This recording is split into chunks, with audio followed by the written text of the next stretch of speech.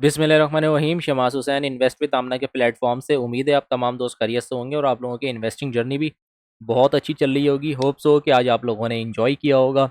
जो स्क्रिप्ट आप लोगों को बताए गए थे जिनमें एक नेट सॉल्व था, इसके अलावा पेल था, एसएसडीसी हमारी माशाल्लाह लास्ट से लास्ट मंथ की बाइंग चल रही है, उस पे भी अल्हम्दुलिल्लाह जो है वो सारे प्रॉफिट्स स्टिल जो मैं कहूँगा कि प्रॉफिट्स में ही चल रहे हैं।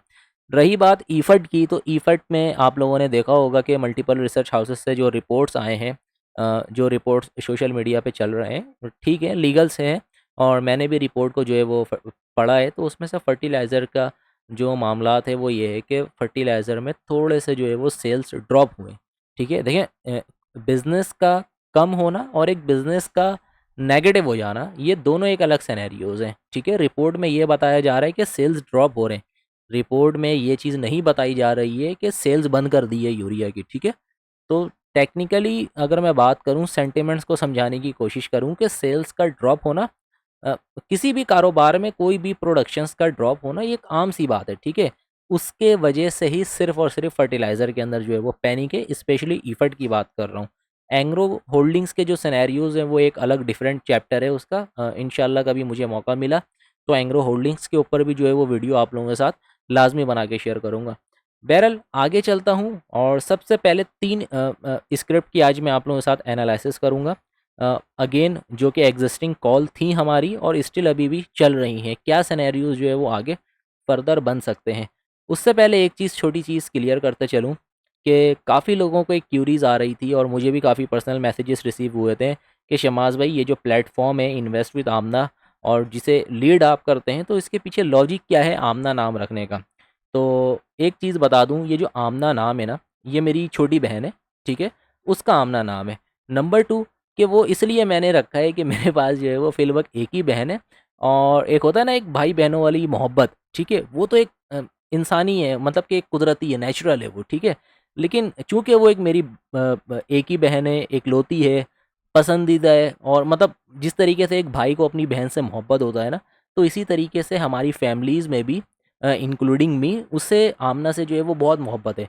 तो हमारे पास जो है वो फैमिलीज़ में कुछ अलग-अलग जो है वो बिज़नेसेस हैं। इस पे से जो पीएसएक्स को जो मैं देखता हूँ, इसमें से मेरे जो है वो फैमिली और मेंबर्स भी हैं, वो भी देखते हैं पीएसएक्स को। तो इसी वजह से जो है वो मैंने इन्वेस्ट विद आमना नाम रखा है, ठीक है? तो इसमें कोई वो बात नहीं थी कि मैं नहीं बता रहा हूँ क्या लॉजिक है।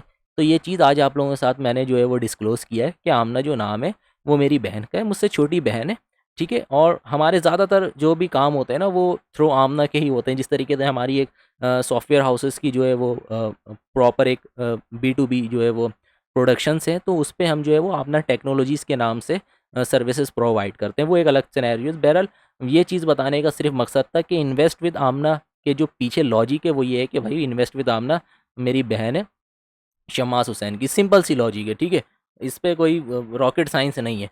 बहरहाल पेल की एनालिसिस शेयर करूँगा और उससे पहले आप लोगों को एक छोटी-सी चीज़ मैं दिखाता चलूँ कि हमारा एक ओपन डिस्कशन, बल्कि आप लोगों को मैंने ये चीज़ कल ही बताई थी, ठीक है?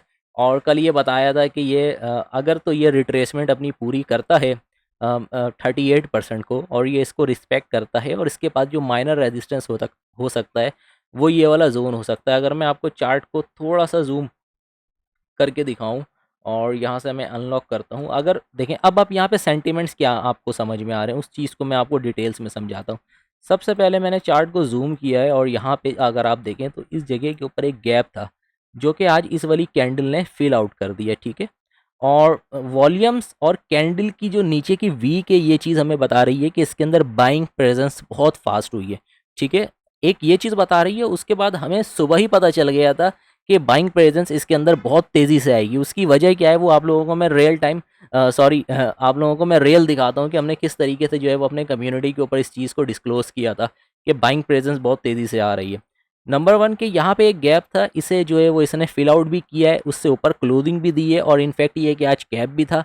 नंबर 2 कि अब अगर मैं आपको समझाने की कोशिश करूँ तो इसके पास अब जो दूसरा गैप पड़ा हुआ है, वो आई थिंक इस जगह के ऊपर है। अगर आप इस जगह को देखें, ये ये जो मैंने एक ज़ोन बनाया है, ये इस जगह के ऊपर जो है वो इसके पास एक जो है वो गैप मौजूद है। तो पॉसिबिलिटीज़ हैं कि जब प्राइसेस कल ओपन हुई तो यहाँ से गैप फिल करें और नीचे आए, रेजिस्ट करें, 45 को सस्टेन करें, देन फिर जो है वो अपने इस चैनल को रिस्पेक्ट करते हुए इस तरीके से जो है वो परफॉर्म करें। नंबर 2 कि परफॉर्मेंस डिपेंड करता है मार्केट के ऊपर। मार्केट ने अगर आपका साथ दिया, सॉरी, इस स्टॉक्स का साथ दिया और मार्केट पॉजिटिव रहती है तो सारे स्टॉक्स परफॉर्म करेंगे। देखें, मार्केट में पैनिक सिचुएशन आना वो एक अलग सिनेरियोज है, लेकिन स्टॉक्स का पैनिक हो जाना वो एक अलग सिनेरियोज होते हैं। तो आप लोगों को हमेशा मेरी कोशिश होती है कि वही स्टॉक्स दिया जाए जिनमें चले। मैं ये कहता हूँ कि अगर लेट सपोज के टेम्प्रोरी नीचे भी आ रहा है ना, तो भाई एक वक्त के लिए आप इसके टेक्निकल्स को साइड लाइन करते हैं और इसके देखते हैं कि कंपनी अर्निंग्स में किस तरीके से रही है। 2024 और 2023 का डेटा कंपेयर करके आप देख लेते कि कंपनी की अर्निंग्स क्या थी, 2024 में क्या थी, 2023 में क्या थी, तो आपको 2025 का रिजल्ट समझ में आ जाता कि भाई इस साल इन केस टेक्निकल्स के ऊपर जो है वो ये फेल हो जाते हैं, मेरे टेक्निकल्स फेल हो जाते हैं या मामलात कोई ऐसे आउट हो जाते हैं इंडेक्स के, तो मेरी ये ट्रेड में जो पोजीशंस मैं बना रहा हूँ वो उसके पीछे दूसरे भी कोई लॉजिक है या नहीं है। मैंने अपने उस्ताद से एक चीज़ सीखी है कि बेटा ये जो स्टॉक्स हैं ना, ये होते हैं ताला, मतलब जिस तरीके से घर में ताले और चाबी हमारे होते हैं ना, तो पीएसएक्स के अंदर जितने स्टॉक्स लिस्टेड है ना वो है ताला, ठीक है। और ये जो टेक्निकल है ना ये आपकी चाबी है। तो ज़िंदगी में एक चीज़ आपने याद रखनी है कि ताले में चाबी लग जाती है, ठीक है। मतलब ये जो टेक्निकल्स हैं वो चाबी है और जो स्टॉक्स है वो ताला है।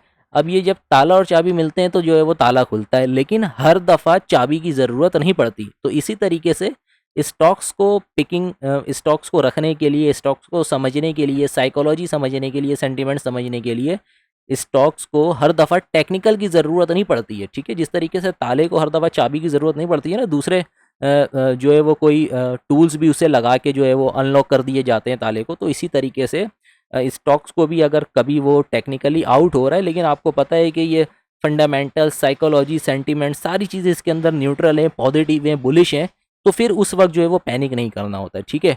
और उससे पहले हम लोगों को बताऊं, ये हमारा एक सुबह का डिस्कशन ग्रुप है और इस पे मैं यहाँ पर आपको लिखूँ पेल, और आज हमारा ये एक भाई ने हमें सुबह मैसेज किया, ये मैं आपको दिखाता हूँ, ये देखें, ये हमारे पास मैसेजेस आज, ये टुडे मैसेजेस हैं, आज हमारे पास ये रिसीव हुए 9:17 पे, जबकि पोस्ट क्लोजिंग के ऊपर 1,90,000 जो है वो 1,90,000 शेयर्स का बायर अवेलेबल था। कैप के ऊपर 44.86 रुपये जो है वो इसकी कैप प्राइस थी। उसके बाद फिर जब मैंने सुबह मोबाइल देखा तो मैंने इन्हें जो है वो पोस्ट किया। 9:28 पे जब मैंने देखा तो 9,42,000 शेयर का बायर मौजूद था 40 रुपये 86 पैसे के ऊपर, जबकि कैप के प्राइसेस आपको यहाँ पे दिख रहे होंगे 40 रुपये 86 पैसा, ठीक है, यहाँ पे दिख रहे होंगे। तो ये कैप के ऊपर मतलब ऑलमोस्ट लमसम लगाऊं तो मैं 10 लाख शेयर का बायर आपका सुबह ही सुबह बैठा हुआ था, ठीक है, लेने के लिए। उसके बाद जैसे ही मार्केट खुली और फिर यहाँ पे हमने देखा कि 9% जो है वो पॉजिटिव जो है वो ये खुला, बिल्कुल ऑलमोस्ट अपने 1% से भी कम कैप के करीब, और इन द एंड इस पर ट्रेड होते रहे और इन द एंड फाइनली इसने जो है वो यहाँ पे अपने आप को जो है वो कैप लगा ही दिया। अब यहाँ पे जो सेंटिमेंट्स हैं वो ये बता रहे हैं कि भाईजान आप लोगों ने अगर पोजीशंस यहाँ पे बनाई हुई थी हमारे कॉल्स के मुताबिक तो बिल्कुल परफेक्ट है, ये चैनल के अंदर आएगी। हल्का सा ये रेजिस्ट करेगा यहाँ पे 47 के अराउंड, क्योंकि जाहिर है इस जोन को ये तोड़ कर आया है। तो कोई भी स्टॉक्स जो लोग टेक्निकल समझते हैं, कोई चीज़ अगर तोड़ कर आती है नीचे, उसके बाद जब ये वापस जाती है तो सपोर्ट तोड़ कर आएगी, तो नेक्स्ट टाइम वो रेजिस्टेंस का काम करेगी। तो इसी तरीके से अब ये वाला जो जोन है 46 से 47 रुपये, ये थोड़ा सा रेजिस्ट कर सकता है। अगर तो यहाँ पे रेजिस्टेंस नहीं आती है, अगर और प्रेशर लेता है, अगर मैं अपसाइड की बात करूँ यहाँ से लेके, तो ऑलमोस्ट 6% है। अगर ये 5% ओपन होता है तो कोशिश आप लोगों ने करनी है, जिन्होंने डिप्स पर बाय किया है वो यहाँ पे कम से कम 30-40% आप लोग अपनी पोजीशंस को ऑफलोड करेंगे। उसके बाद देखेंगे कि इसके अंदर सेंटिमेंट्स क्या बन रहे हैं, क्योंकि इसके बाद यहाँ से जाने के बाद इसके बाद एक और शॉर्ट यहाँ पे यूँ समझिए कि तैयार है 49 रुपये 50 पैसे के ऊपर डबल टॉप की फॉर्मेशन के लिए। तो हो सकता है यहाँ से भी ये रेजिस्ट करे, नहीं तो दूसरे सिनेरियोज ऐसे हो सकते हैं जिस तरीके से ये यहाँ से लुढ़क के नीचे आया है, उसके बाद ये ऊपर गया, वहाँ से ये रेजिस्ट करे इस चैनल को, ये जो मैंने यहाँ पे इस पॉइंट को कनेक्ट करके इस तरीके से ये जो मैंने यहाँ पे चैनल प्लॉट किया है, तो यहाँ पे आए, इस चैनल को ये रिस्पेक्ट करे, उसके बाद ये वापस यहाँ पे शूट करके ऊपर जाए। इन फ्यूचर इस स्टॉक्स ने परफॉर्म करना है अच्छा, ठीक है। ये मेरी रिसर्च, इसकी रिपोर्टें जो स्टॉक्स अर्निंग शो कर रही है, जिस तरीके की अर्निंग्स आ रही हैं, सेल्स हैं, ग्रोथ है, ईपीएस बढ़ रही है, इन स्टॉक्स की जो वैल्यूज़ है वो इसी तरीके से जो है वो कैलकुलेट हो रही हैं टेक्निकल्स के ऊपर। तो होप्स हो कि पेल का जो सिनेरियो है वो आप लोगों को समझ में आया होगा। नंबर 2 बात करते हैं, हमारा पुराना एक शेयर पड़ा हुआ था हमारे पास, जो कि है एसएसजीसी। एसएसजीसी में बड़ी ही प्यारी कॉन्सेप्ट है, आप लोगों ने इसको थोड़ा सा ध्यान से समझना है। आई थिंक आप लोगों के साथ वीलॉग यहाँ पर अपलोड किया गया था, जो कि 14 फरवरी को था, 14 या 17 फरवरी को। उसके बाद इसने एक यहाँ पे जोन बनाया और मैंने यही बताया था कि मैंने एक यहाँ से रिट्रेसमेंट ली है इसकी। अगर आप इस चीज़ को समझे कि ये पॉइंट लिया और इस पॉइंट को लिया और यहाँ से इस जगह के ऊपर मैंने रिट्रेसमेंट लगाई है, अगर तो ये रिट्रेस यहाँ से बाउंस करता है तो ये ABCD पैटर्न को जो है वो यहाँ पे फॉलो कर सकता है, रिस्पेक्ट कर सकता है। नंबर 2 कि उस वक्त से अगर आप देखें तो इस जोन से लेके, अगर मैं चलो किसी ने यहाँ पे नहीं लिया, यहाँ पे ले लिया 32 रुपये पे, अगर मैं 32 रुपये से भी कैलकुलेट करूँ तो 20% का प्रॉफिट स्टिल आप लोगों के पोर्टफोलियो में चल रहा होगा। नंबर 2 सॉरी, नंबर 2 कि अगर मैं शॉर्ट ग्राफ और लॉन्ग ग्राफ दोनों की बात करूँ ना, आप यहाँ पे देखें कि ये जो मैंने चैनल प्लॉट किया इस तरीके से, ये अपने चैनल के अंदर ही चल रहा है। अच्छा, दूसरी चीज़ मुझे आप बताएं, बंदे क्या करते हैं कि जी हमने प्रॉफिट टेकिंग कर ली, फिर बाय कर लिया, फिर प्रॉफिट टेकिंग की, फिर बाय किया।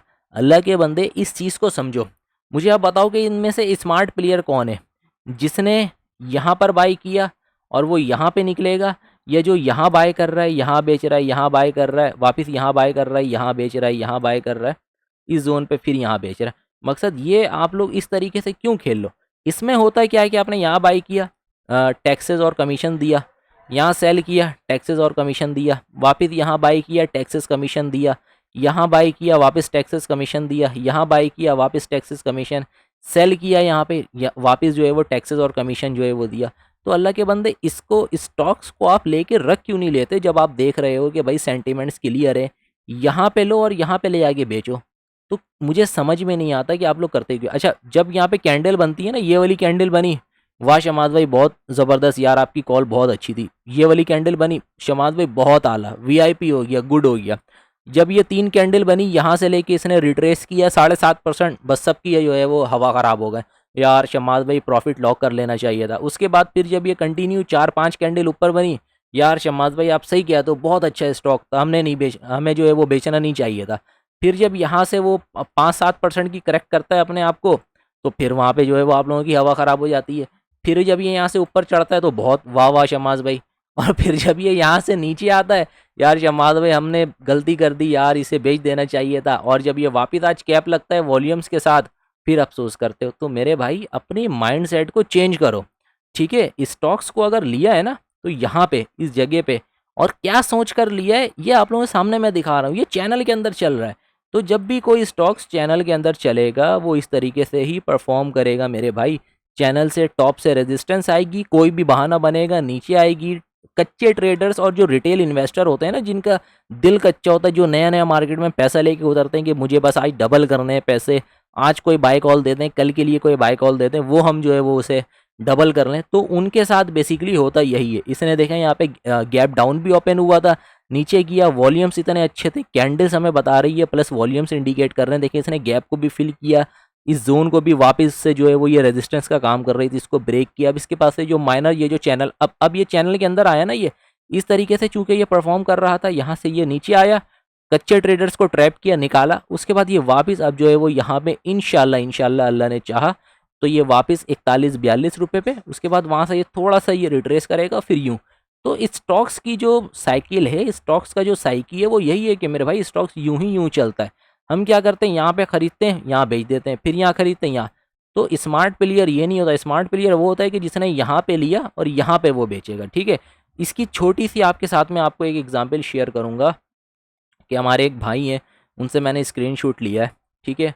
अब आप मुझे बताएं, उन्होंने 33.5 रुपये पे लिया हुआ है। पेशेंस आप देख रहे हैं, 10% पे 39 पे कैप भी लगा हुआ है, 17% का प्रॉफिट अल्हम्दुलिल्लाह इनके पास चल रहा है।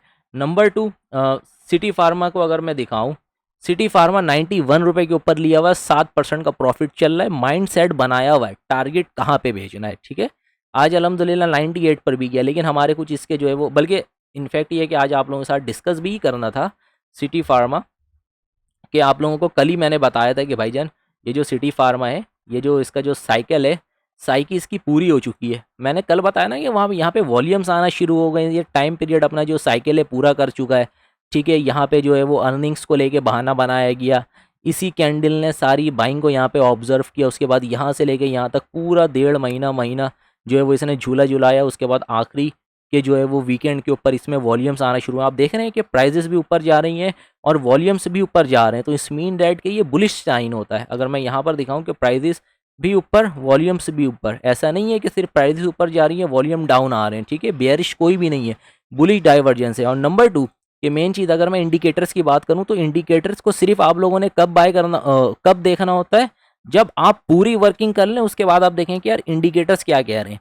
इंडिकेटर बेस ना बाइंग करनी है, ना इंडिकेटर बेस सेलिंग करनी है। अच्छा, बंदे क्या करते हैं, वो एक ट्रेंड आता है, सॉरी एक इंडिकेटर आता है, आई थिंक सुपर ट्रेंड, वो यहाँ पे लगा देंगे सुपर ट्रेंड और उसका यहाँ पे कर देंगे वैल्यूज चेंज। वो ये जो 2-2, 3-3 और 5-5 हज़ार रुपये में कोर्स सिखा रहे हैं ना, वो यही करते हैं। 5 और 1 का वैल्यू मैं हर बंदे की बात नहीं कर रहा हूँ, हर बंदे बहुत अच्छे हैं। ठीक है, कोई ऐसे बंदे भी हैं जो बहुत अच्छा कोर्स करवाते हैं। ठीक है, मेरे भी नज़र में है, मेरा भी वास्ता पड़ा है। ठीक है, और जो लोग मुझे बाय फेस जानते हैं और बाय नेम जानते हैं, वो मुझे अल्हम्दुलिल्लाह उन्हें पता है कि मेरा काम किस तरीके का है, क्या चीज़ें हैं।